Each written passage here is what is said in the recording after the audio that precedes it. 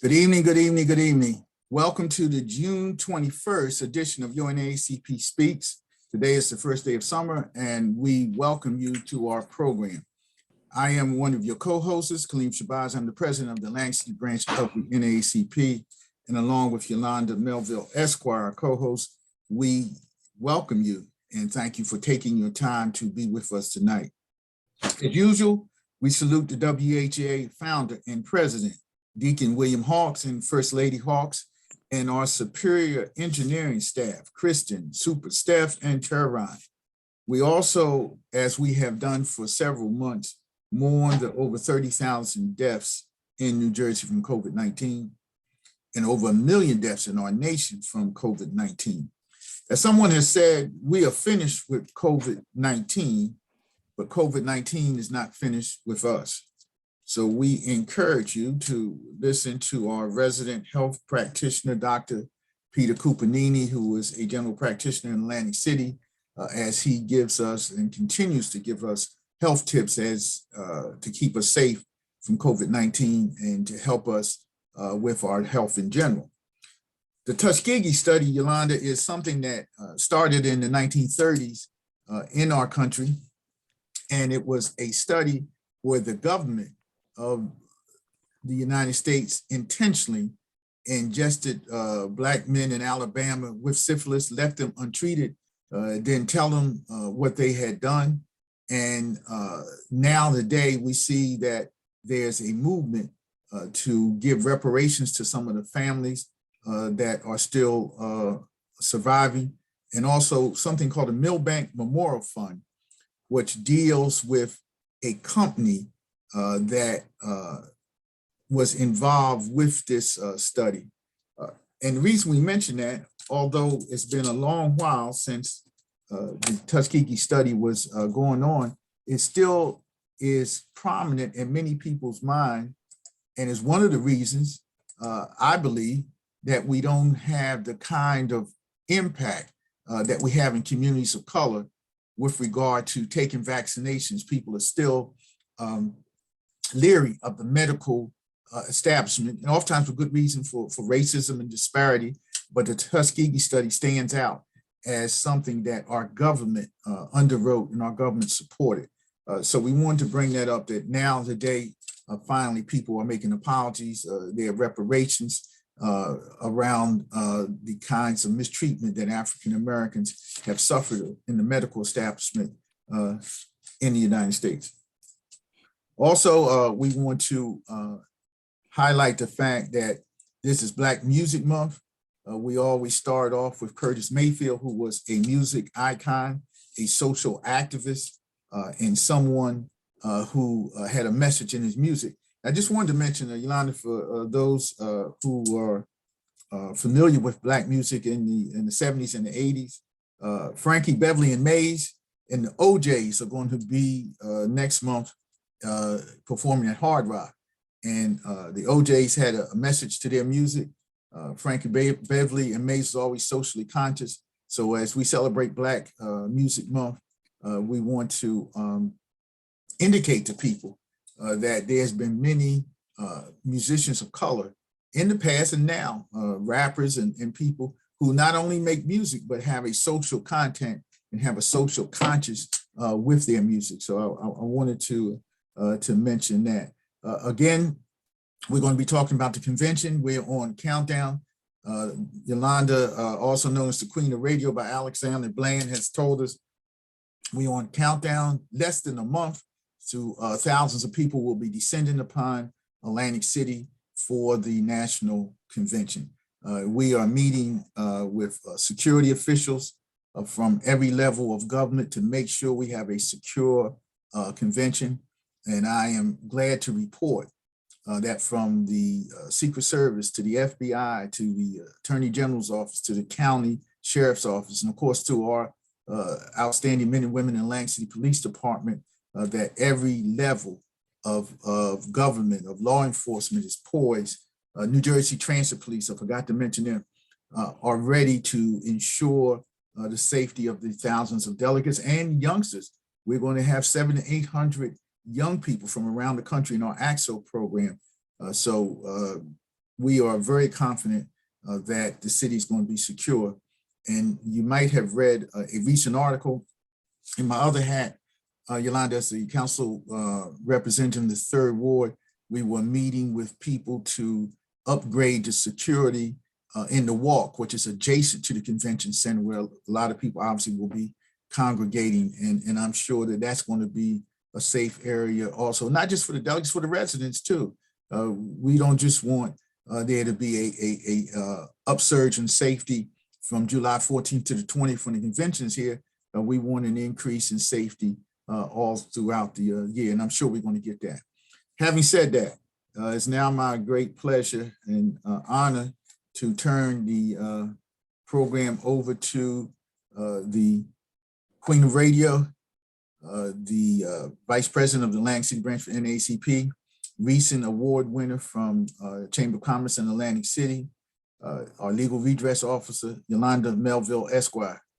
Good evening, Yolanda. Good evening, President. We have less than 30 days until the National Convention. We have 23 days, President. 23 Can you believe days. that? Okay. 23 days. It's almost here. So, in honor of Black Music Month, I want to really touch upon the influence of young people to Black music.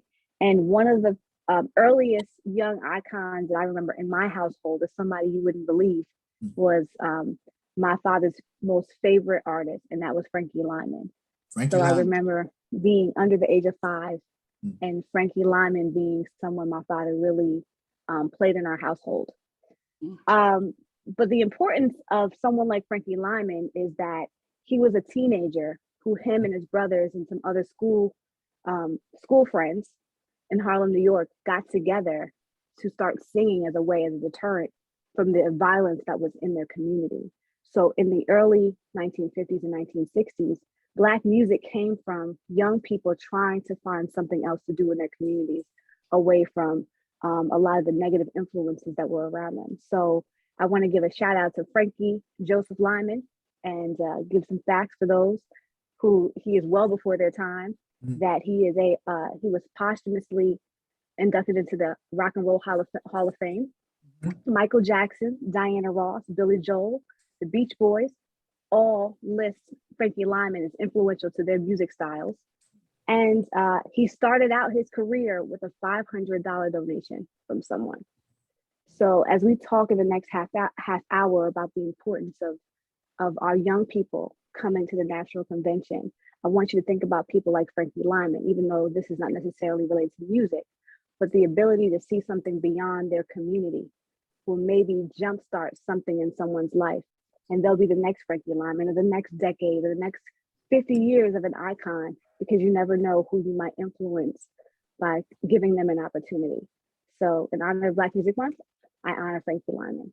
Well said, well said. Let me just say real quick, we're going to be talking in the, as you said, in the next half hour about young people. We are still pushing our goal of 300 local young people to come to the convention, Yolanda, and people are responding. And I would just say thank you to all those who responded. We're going to have a formal list at the end that we're going to put up on our website. We're going to talk about it on the radio programs in August after the convention, thanking them.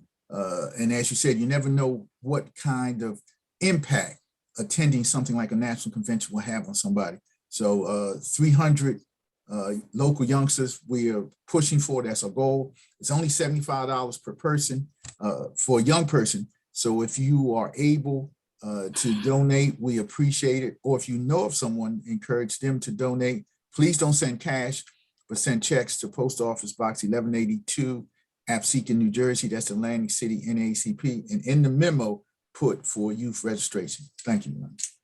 Definitely. Yeah.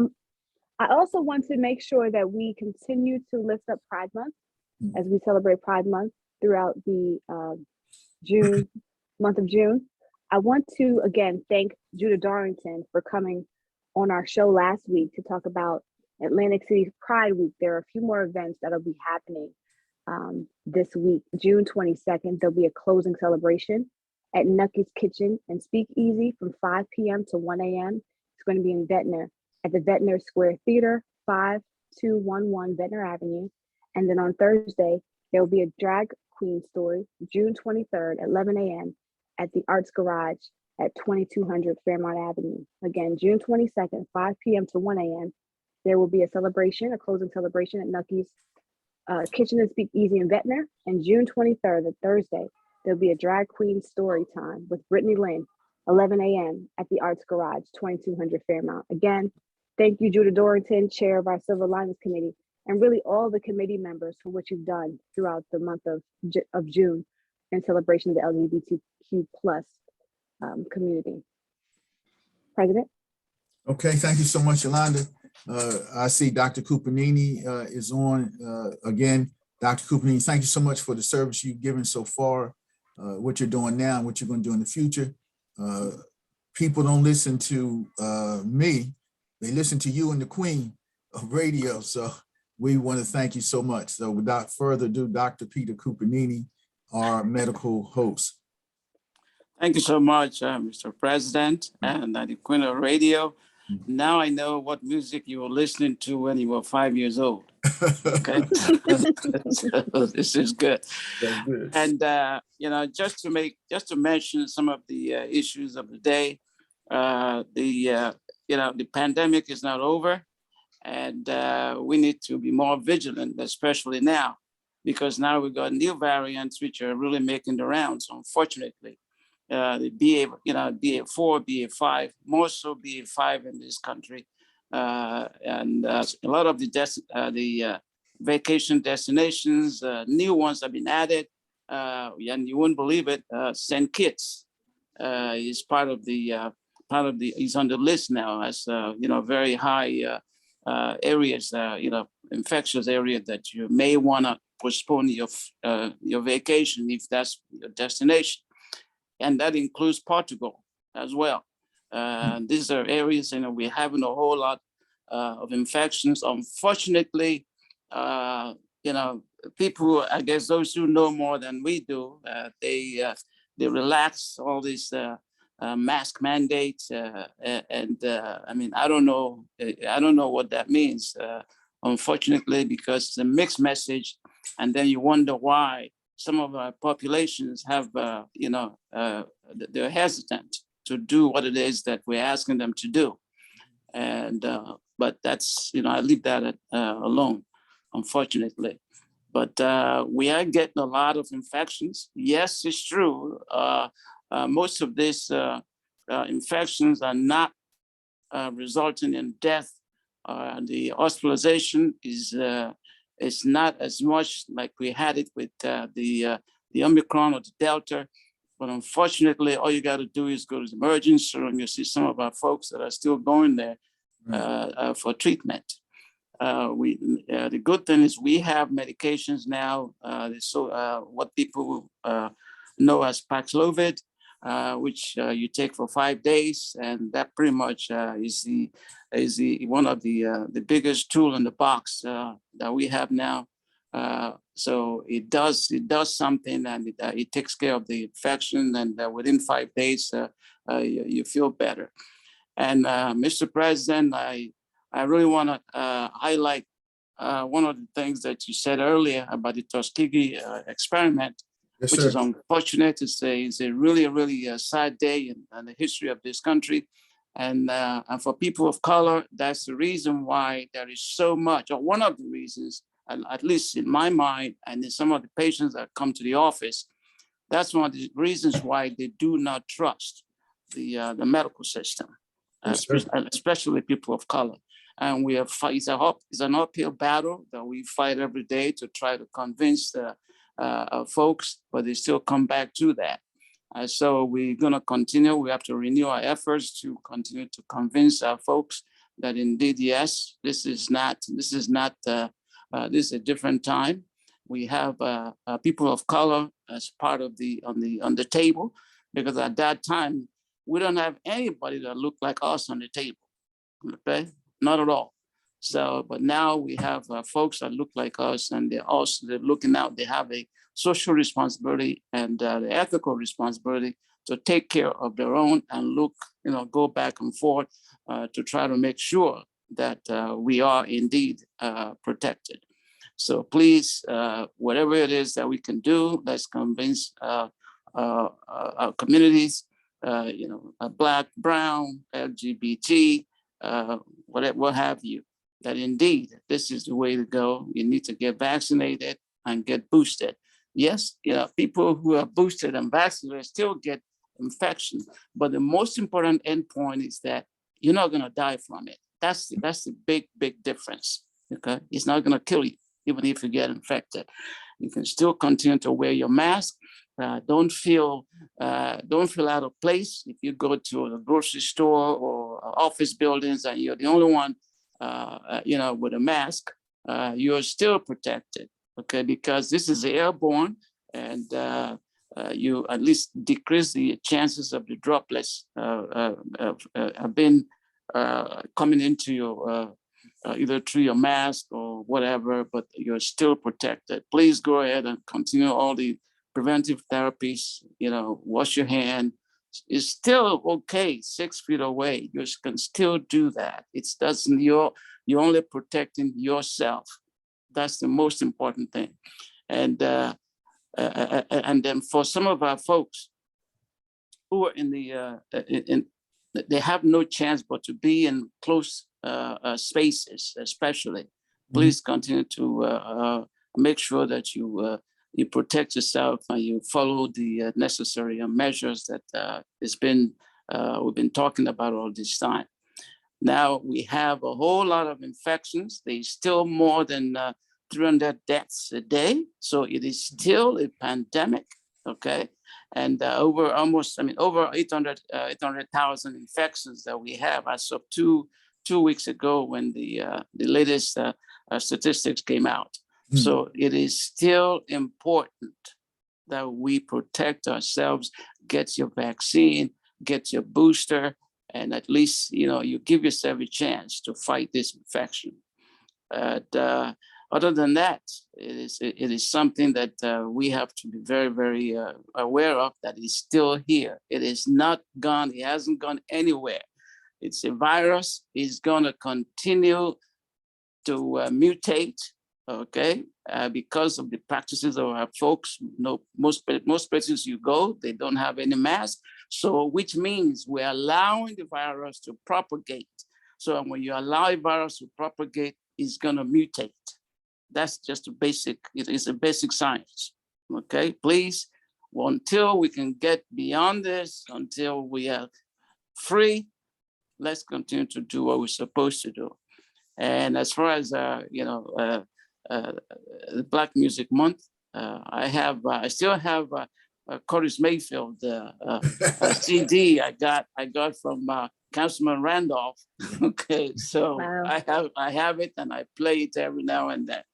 Right. Okay, so please, the bottom line is, let's be careful. Let's continue the efforts to prevent ourselves getting infected, and especially the people of color, either Black, yellow, whatever you want to call it, and especially our Hispanic brothers and sisters, because most of the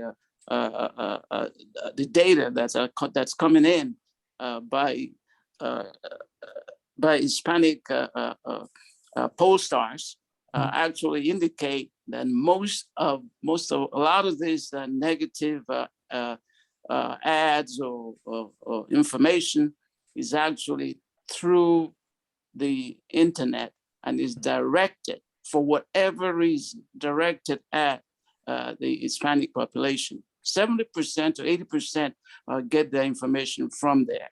So this is an uphill battle. We have to continue to do our best, and hopefully we can protect everybody. Thank Dr. Kupini, thank you so much for that. We appreciate that. And we're going to continue to press on. We're going to start focusing too. Although it's summertime now, we know flu season is coming on, and we're going to be talking about that and encouraging people to get the flu shot. We thank you so much for that. And Councilman Randolph is a music connoisseur. As I know Curtis Mayfield, he has a whole lot of CDs and stuff, so that's good. Black That's right. That's music. right. Yeah, he's been asking me to give it back to him, but I refuse to give it back. Okay. Okay. All right. That's funny. Well, All right. Doctor, we appreciate the information. What I also learned recently is that we are in Atlantic County, we're in an endemic. So we're in a higher concentration of this COVID-19 transmission. So we have to be safe, even Absolutely. more safe, take those precautions. We're still in the pandemic, but we're actually in a concentrated portion because of some of the protocols have been lessened. Thank you. Thank you. Okay. Yep, that's so true. Okay. Thank you so much. Thank you. Thanks for having me. Yes, sir. Thanks, Okay. Doc. All right. Yeah. So we have a few more minutes until our young panel. They are a young panel of young professionals in the area, but they are here to talk about youth generally. And so we want to take this moment. Alexander Bland, I believe he said he might be with us, but he has a bit of a personal emergency. We have about 9 minutes, President. I think this is a good time to talk about the importance of the convention and protocols like we've been doing every week. Right. Could you just mention membership before that a minute? Because someone would stop me, one of your many fans, and ask me about membership. And I started giving them the information. And he said, well, Mr. President, I'd really rather hear Yolanda tell me. So absolutely. So we can't have enough members of the Atlantic City NAACP because even though we're having this convention in 23 days, the work does not stop after that week that the National NAACP is with us. We have so many different priorities here in our community that need to be addressed. And we're an all volunteer organization. So those of us who serve even on this radio show are volunteers, tireless volunteers. If you want to be a member of this illustrious 113-year organization, please send your name, address, email address, and phone number to the Atlantic City NAACP at P.O. Box 1182, Absecon, New Jersey, 08201. Again, Atlantic City NAACP, P.O. Box 1182, Absecon, New Jersey, 08201. You can also become a member online at naacp.org/become a member. Type in the zip code, which is 08401, and we are branch number 2077B, the Atlantic City branch. A 1-year adult membership is $30. So for 1 year, an adult in our community can be a member of the Atlantic City NAACP for $30. Youth memberships are $10. So if you know someone who wants to be a member, please contact us. Atlantic City NAACP, P.O. Box 1182, Absecon, New Jersey, 08201. So hopefully your fan heard the membership call. So we want to encourage anybody, all are welcome. Right. Thank you. I am sure that they registered that, and I'm going to check back with them after the celebration of Juneteenth. We're still doing that in the Pride, and ask them to join. I'm quite sure there's interest, and people just need to know. So I think it's our job to make sure that we continue to encourage them to join. So that's right. That's right. So let's switch gears for a few minutes. We have about 6 minutes before our panel comes on. And let's talk about the convention, 23 days. Mm-hmm. President, 23 days. What do you want our listeners and the community to know about the convention? Well, 23 days, the time has flown. I want them to know that it is a historic occasion in Atlantic City from July 14th to the 20th, that the convention hasn't been in Atlantic City in over 60 years, and how proud, Yolanda, we are to be the host city. I think you can remember when we started this journey over 3 years ago, talking about we wanted to host the convention, and some people were very skeptical. They looked at us and said, you know, that'll never happen.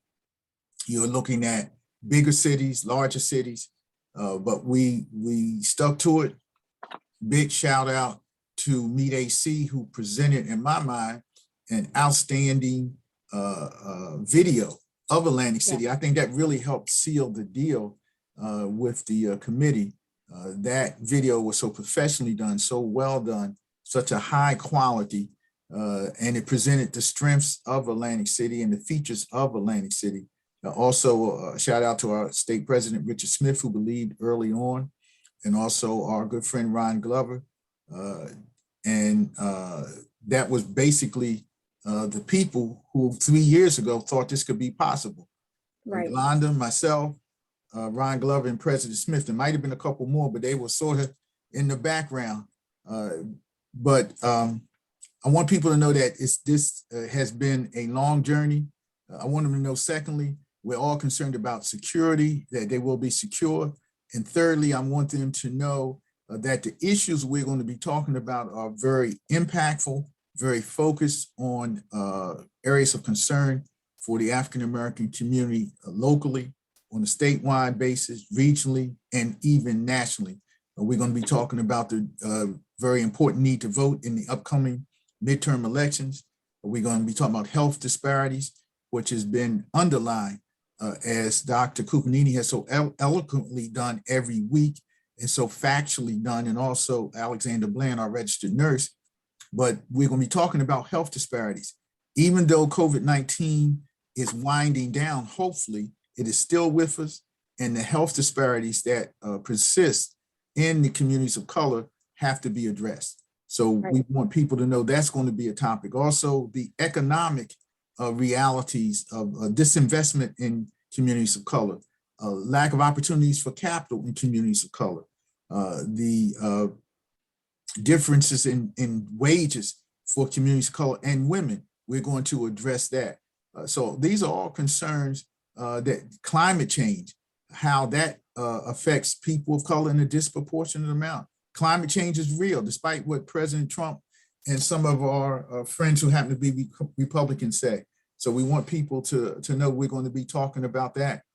Educational issues, the fact that we have to have a better education in communities of color for our young people and opportunities. We're going to be addressing that. So even though it's going to be a lot of receptions, there are going to be social activities, there's also going to be some very, very, very serious activities, workshops, discussions that people need to be able to see and participate in. So that in a nutshell is what I want people to understand, Yolanda, about the upcoming convention. And I want them to know that we are very focused after the convention is over on July 21st, that we still are going to be in the business of seeking justice and equality and inclusion for everyone. The NAACP is still going to be the voice for the voiceless. We're going to be your strong voice in the corridors of power. We're going to still be working on law enforcement balance, and that's going to be one of the topics. We're going to be working on having the police be more accountable. And no, we don't subscribe to the theory or the concept or the belief that we need to defund the police, but we do need the police to be more responsive in many ways to communities of color, more user-friendly to communities of color, to look like communities of color look like, and that means inclusion, that means diversity. We are still going to be active on those issues. We're going to be pushing on making sure that police are licensed and that they're accountable, and that if police misbehave in one municipality, they can't go to another municipality and get on the police force. So we're going to be gearing up for that. The convention is going to be like a recharging element for us. And after the convention, we're going to be moving full speed ahead to reach civil rights and social justice goals. That was an excellent summary. It was excellent. It was excellent. I don't really have much to say. I was listening to you and I was thinking, and I said, well, what can I tell somebody who doesn't know about Atlantic City, why to come to Atlantic City during an ongoing pandemic, although this is the first time we're having an in-person national convention in over 3 years. Right. I'll wrap it up because I really want to get to this youth panel, but we've been preparing for this moment for the last 4 years, as you mentioned, being a small committee of 4 plus the NAACP Tourism Bureau, along with us traveling around the country, lobbying and talking to board members and national staff about the importance of Atlantic City. But if I could tell somebody from Atlantic City about Atlantic City, is that although the world shut down over this pandemic in 2020, we saw so many different communities shutting down. By 2021, Atlantic City was in full force when it came to this time of year. So this is not new for us. This is something that we've done. We already have experience. So if you're not from Atlantic City and you have trepidation about traveling in a pandemic, but you really, really want to come to this convention, as you mentioned, President Shabazz, we have all the protocol in place for your safety. But we've also done this in a way that we're experienced now to carry this forward. So we want to thank the entire steering committee, who's comprised of not just state conference membership, but also our former Chief White. We want to thank him for what he's done as a volunteer in retirement. And just the work that goes around planning to make sure every convention goer this year has a safe, enjoyable experience and learns about those issues that you mentioned. So I just want to say that. That's my pitch this week. Thank you so for the much, National Convention. Yolanda. All right. So it is our second half hour, and we have a dynamic set of panelists. To many of you, they need no introduction because they are known not just in the NAACP and are loved by us, but they are also well known in our community. We have Shalonda Austin, Corey Young, Christina Noble, and I believe Nastasia Davis. There's Nastasia. Yeah. Nastasia, welcome. Yes. So we are excited to have each and every one of you, and we want your take. And you know, President, I want to hear from these young people, but you were a youth council member too. So really, I want to interview this panel, including you, about the importance of youth in the NAACP. We will start first with Corey. I'll ask each of you to give us 20 or 30 second introduction on who you are. Corey? How you doing? Good morning, everybody. My name is Corey Young. I've been a part of Atlantic City NAACP for about 4 years now. Very exciting. Part of Next Gen 2019 alumni. Very excited for that. I'm from Atlantic City, born and raised. Also a social work major. That's a little bit about myself, and always been in the community. So I just wanted to be a part of something great and to learn more about our people. So that's what gave me more interest in the NAACP, and now I'm here. Welcome, Corey. So we'll hear from you shortly as well about more information. Shalonda, we'll go to you next. Welcome. You're on mute. Can you hear me? Yes. And I know better than that. Good morning. I had to look at the clock and said it was still morning. But good morning, and to everyone, and thank you for having me. I've been out to loop for a little bit. I've been recuperating, but I'm good now. God is awesome. I am born and raised Atlantic City. My family is not from here. They're from Philadelphia, but I was born and raised in Atlantic City. I am a teacher. I am a mentor. I am a minister of the gospel. I'm a wife. I'm a mother. And I'm an author. I love working with youth because sometimes there are traps and snares that parents and pitfalls that parents don't know about. And it's always good that, it just gave a new definition to it takes a village, because it does. Being a single parent, raising my own child by myself, it was good when the community could step in. So I'm excited about this convention. Being in Atlantic City, I'm excited to even be a part of it. I just want to rally not only the youth, but the parents of the youth, because sometimes they follow parents. So we need to get the parents excited. I'm excited about that. And so whatever I can do to put my hands to the plow, I am a community advocate wherever I'm needed, wherever God gives me the strength to put my hands to, I try to do that, not only because of the love of the youth, but the love of the community in a whole. So thank you, Yolanda, my namesake, and of course, King Shabazz.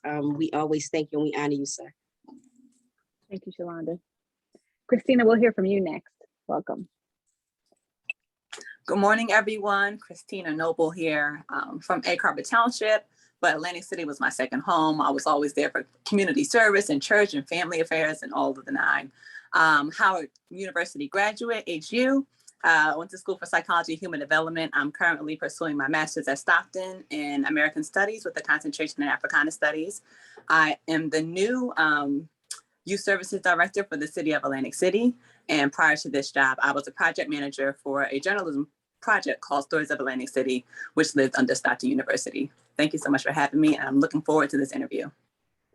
Welcome, Christina. She's another person we've seen behind the scenes in her creative aspect. She's lent her talent to us for many years in our fundraising capacities. Nastasia Davis is last but not least. She knows why I chose her last, because if she doesn't tell everything about her, I will. Nastasia, welcome to the program. Greetings, everyone. So honored and thankful to be here among all of you wonderful, wonderful individuals, my community members. My name is Nastasia Davis. I am an Atlantic City native, born in Philly, but raised in Atlantic City. I have strong ties to our community, and I am someone who definitely believes in the power of the youth and what they, I'm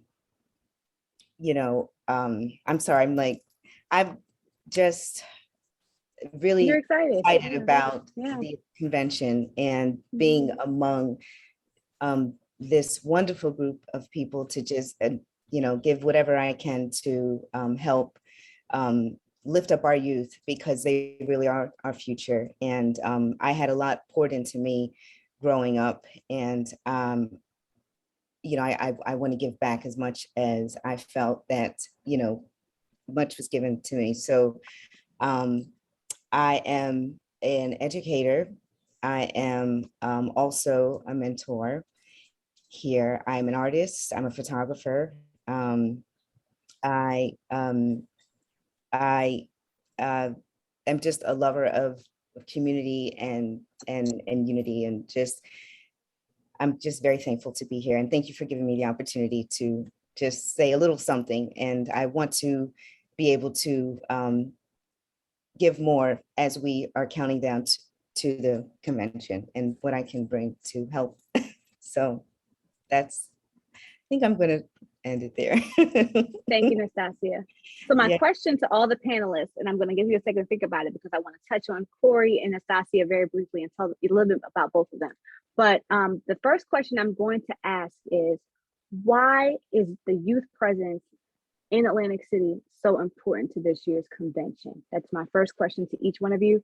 I'll start with you, Christina, and then I'll go to Shalonda. So think about that. But I want to just mention, because they didn't plug it themselves, so I'll plug it. Nastasia and Corey, Corey mentioned that he is a 2019 Next Genner, so is Nastasia, and they will be graduating at the National Convention on Tuesday, July 19th. So we want to lift them up, and we'll share that information. They are Next Gen graduates, because due to the COVID pandemic, they could not get their graduation in 2020. So we want to give that back to them. So congratulations for being Next Gen graduates, and we are proud of you.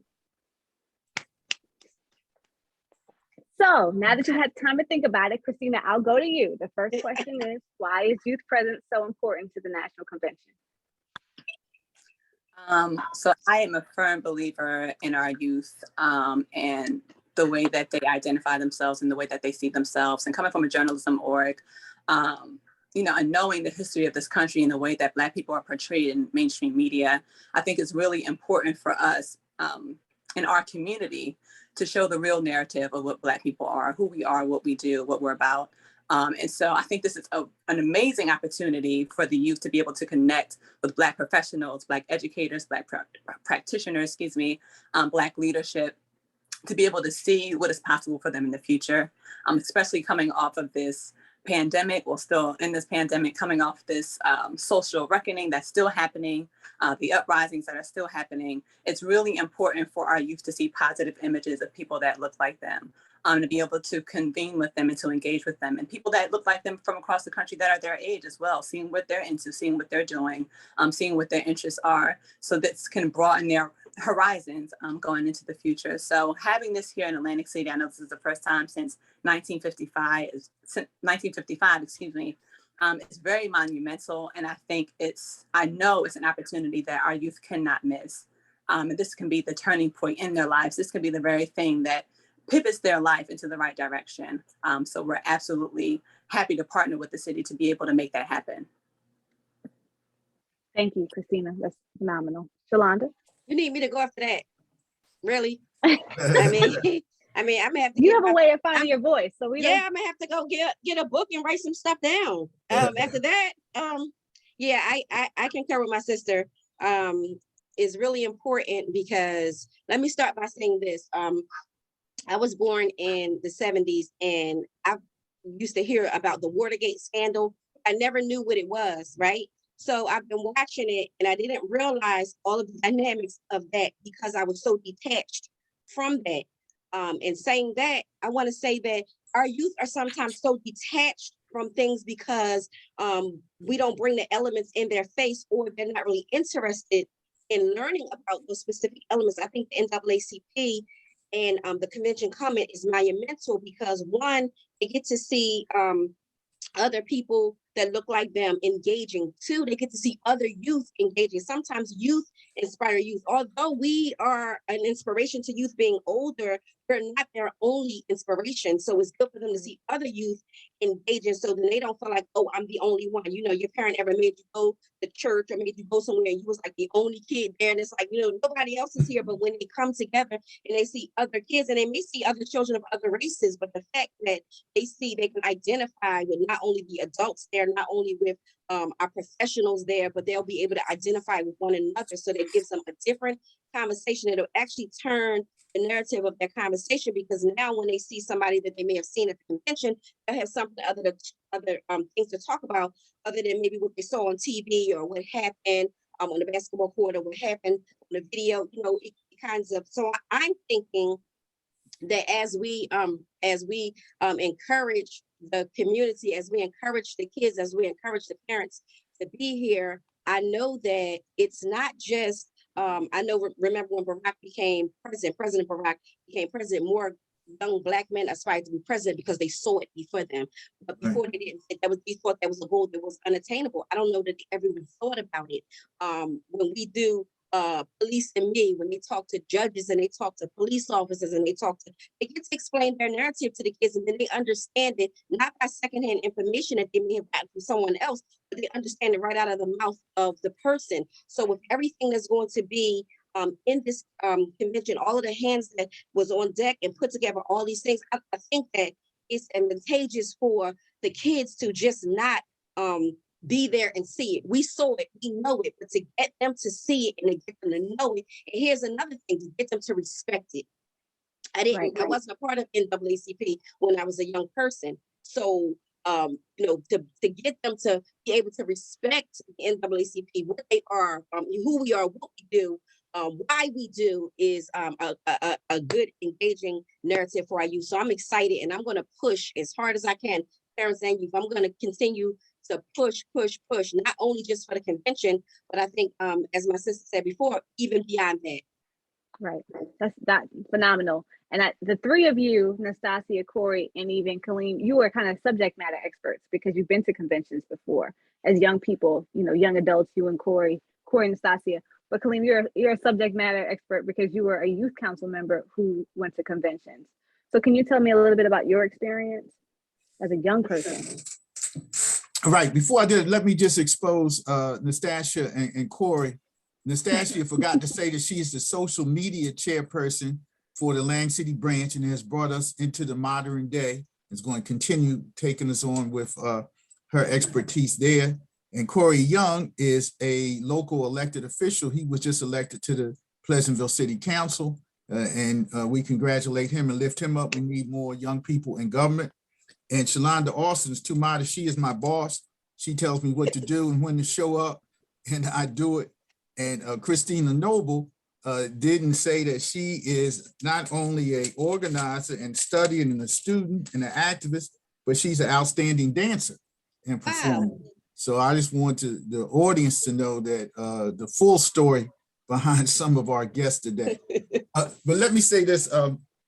The Atlantic City Youth Council has a rich history We were at one time the largest youth council in the whole area. We had an active youth council of hundreds of young people.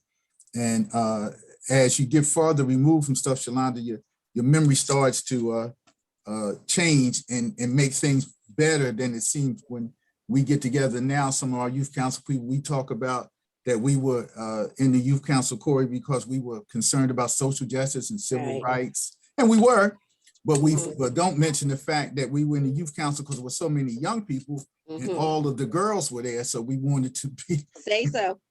So we don't mention that much, but that was a minor part of it. We were very concerned about social justice, civil rights, how we identified as young people of color coming at the same time the civil rights was happening all over the country. So I think our job now is to get not that same kind of enthusiasm, but a kind of enthusiasm that powers our young people to deal with the changes and the challenges of the day. Yes. I was talking to some people the other day, Yolanda, and I don't know if the challenges that young people face today, if we could handle that during our time. I mean, they're exposed to so much.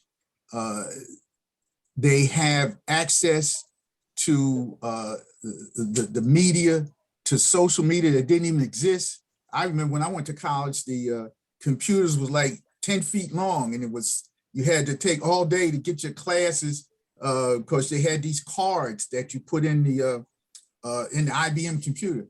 Now today, everybody has a computer on their phone. Everybody has a camera. Everybody has access to information instantaneously, which is good and bad. Good because it makes the world closer and you can research and get your own information. Bad because we see the fruits of some of that in these young white guys who are actually killing Black people and getting exposed to racial things. So that's a long answer to say that the Youth Council was a turning point in my history. It put me on the road to activism, to leadership. I was exposed to leadership in church too, but the Youth Council was a little different because we had different aspects and we were more involved. We were picketing on the boardwalk. Last thing, and I'll stop. There was a time in Atlantic City when you went to register to vote, when they put on your card, Christina, W or C. W for white, C for color, if you can believe that. And that was something that the NAACP, the adult branch, was going to sue the youth branch. So we picketed to bring that to public light. And as always, young people at the forefront of these movements, Black Lives Matter movements, young people. Climate change is young people. So we have to have young people, 300 youngsters, that's what we are shooting to get in Atlantic City. We thank all of you for coming on. You're going to be agents to help us reach that goal. I am sure I'm going to get the money, but we need you to get the young people. And I'm sure we're going to, at the end of it, Yolanda, say that we did it. We made a way out of nowhere, as they say in church. Thank you. That was phenomenal. Right. So Corey and Nastasia, I'll start with you, and Corey, I'll go to you second. You have a special task here because you're next gen ambassadors. You're the young adults whose mission is to make sure that we pull along the youth and college members of the organization. From your perspectives, why is youth participation important to the NAACP convention? Nastasia? Well, I believe that the youth participation is important to the convention. Number one, they are our future. They are, our youth. They are going to be carrying on, the legacy of what our of what we're about. So we need to, if you want something to live, if you want something to move, you have to have the youth involved. There's just no way that you can, see it thrive, anything, without having youth involved, So, they have fresh ideas, they have new ideas, they have things that can be brought to the table that everybody can, learn something from. And also, I believe that having the youth, having the national convention here in Atlantic City is going to give our youth a chance to be able to connect with those, networking opportunities.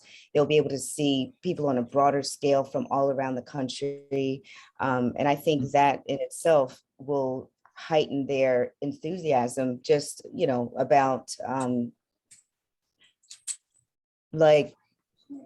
that somebody cares about our city. Atlantic City is on the up and up. It's just a really great look for our city, and our youth just need to be involved. So I don't want to keep, Well, that's an important point.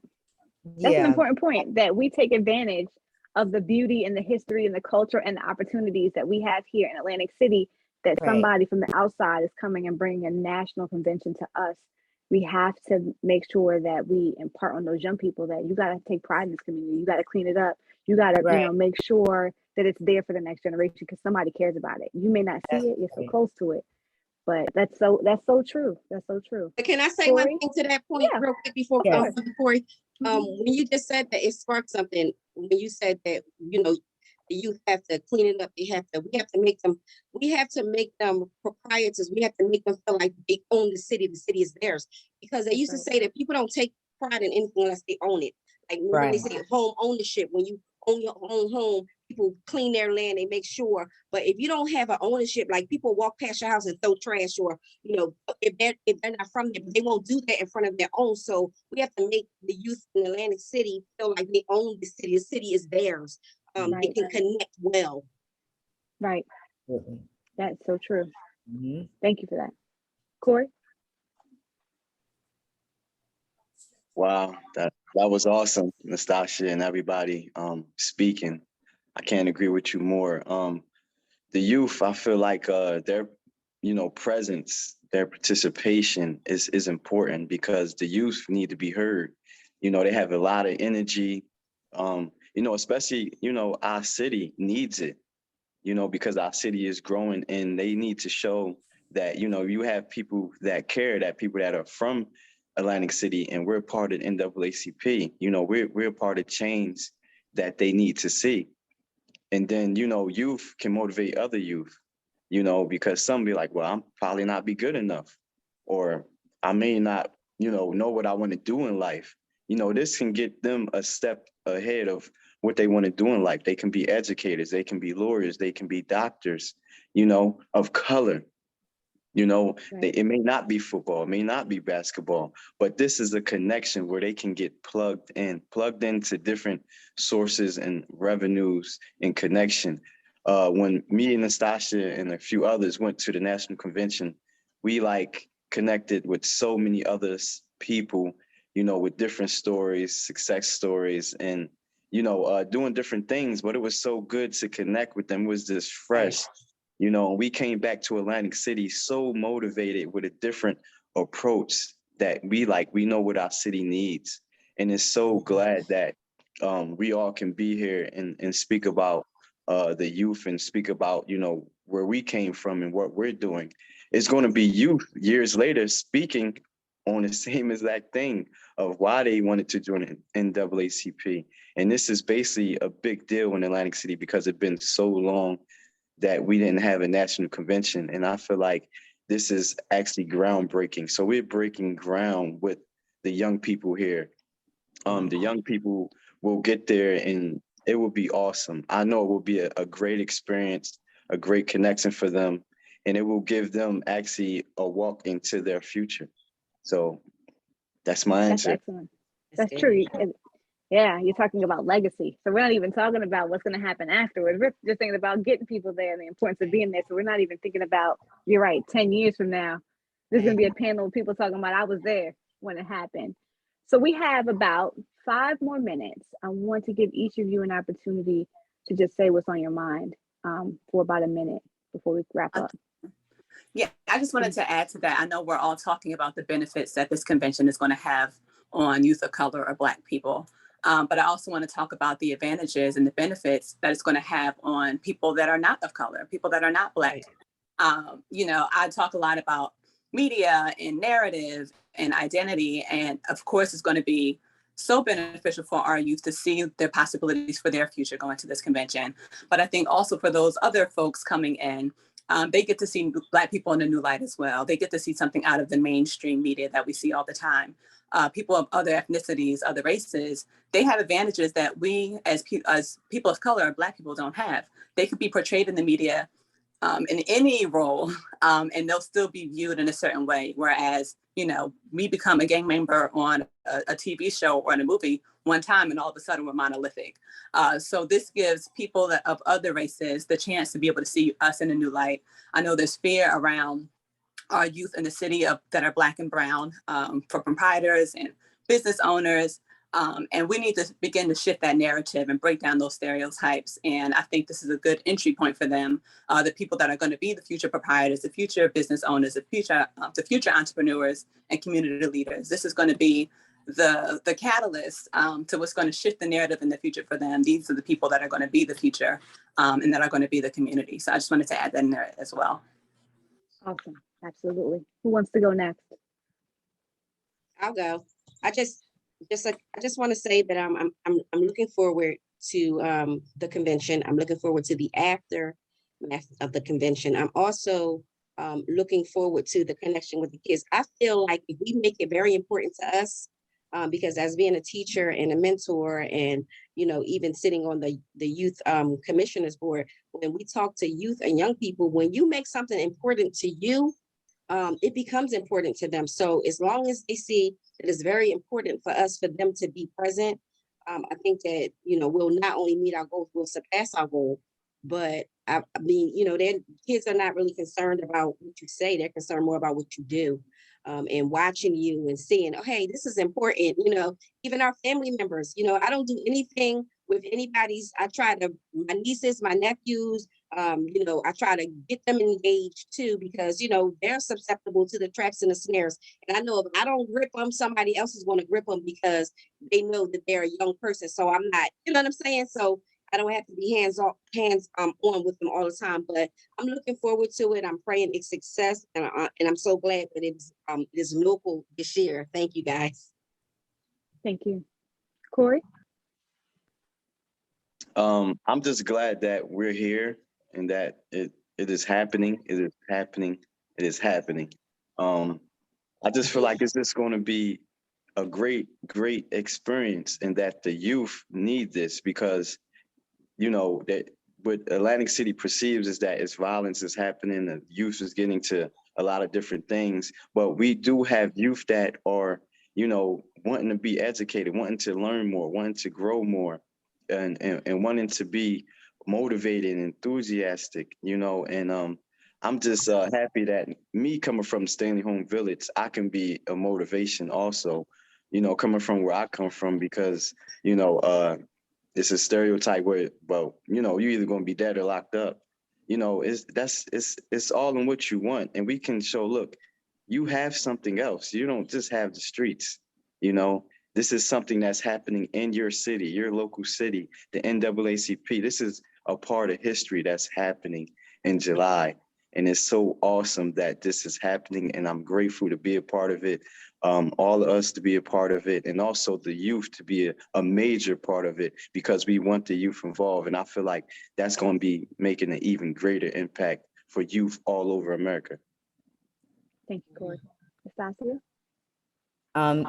Everything that everybody said was just beautiful, on point. I echo everything. I am thankful to be able to be on with you today. I'm thankful for my participation involved with the upcoming convention. I am excited about it coming here, you know, the opportunities that it's going to present to, you know, our youth and just abroad. I'm just so happy and thankful. And I couldn't think of a better group to just share this moment with. So, Great. you know, I just thank you all, and I am looking forward to the convention, and I love you all. Thank you. Thank you. I'm going to And jump back in here quickly because I'd be remiss if I get off this call and didn't give honor and praise where it is due. Thank you all at the AC NAACP chapter for putting this on and really being a part and getting this initiative going. I know it's hard work and it requires a lot of dedication, but I thank you all for the work that you're doing. And I know you're doing it for free as well. So thank you even more. We would not be here without you. And we really do appreciate all the efforts that you have going on in the city, including this convention. So thank you. thank you. And before I turn it over to the president, 'cause I know WEHA would give us a few more minutes on our segment, but I want to just thank each and every one of you, not just for what you're going to do for the convention, but what you've already done for making our local branch relevant, to making us be a contender for such a national convention. Nastasia, you brought our social media to platforms that we would never be able to desire in over the last 4 years. You've done it for free behind the scenes. And that's why I'm so excited that you're on the camera right now having this conversation today. So when the young people look on our Instagram and try to figure out who are these old people who keep telling me to come to this convention, it's Nastasia who's made us relevant to them on the social media market. That's right. Christina, I want to thank you for lending your beautiful dance talents to the fundraising, so we're able to do the initiatives again to make this organization relevant. We have to fundraise, like you said, we're all volunteers. And I want to say something about your Juneteenth shirt. I mean, I think that it's important. You talked about learning. We didn't have Juneteenth as a national holiday or a state holiday 3 years ago. So there's something important to Black history and Black youth coming to an organization, to a convention, because there's so much more about our history to learn about. Shalonda, my Londa sister, you have helped us, again, make this organization relevant. The work that you do, the tireless work, I don't even know if you have a twin somewhere, but just from the moment that I met you, your high energy and the work that you continue to do as a Black woman, raising up Black women, raising Black children.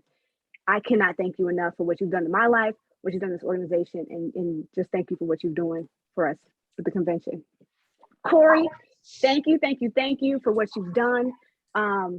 We've called on you many times to lend your voice and your talents to making this branch relevant on, again, the social media market, and telling the national next gen who you are and why our Atlantic City young people matter. So they will have familiar faces when they get here because of you, Nastasia, and so many of you.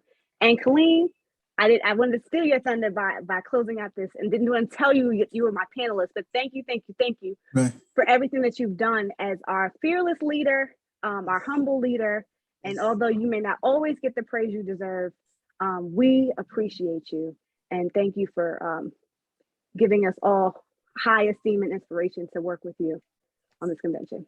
Thank you so much. Yeah, you did. I didn't know I was going to be a panelist. I'm going to talk to you about that offline. That's another story. But let me also announce this.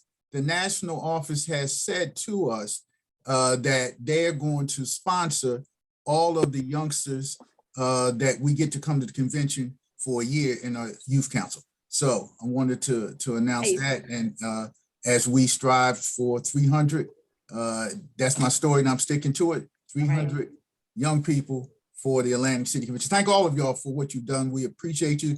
Thank Dr. Cupanini he was in our first portion of the show, for his continued efforts. Yolanda Melville, Esquire, the co-host and really the boss of the program, queen of all radio, as Alexander Bland said. Thank you for your support. We'll see you all next week. When we fight, we win. When we fight, we win. When we fight, we win. Everybody be safe. Amen.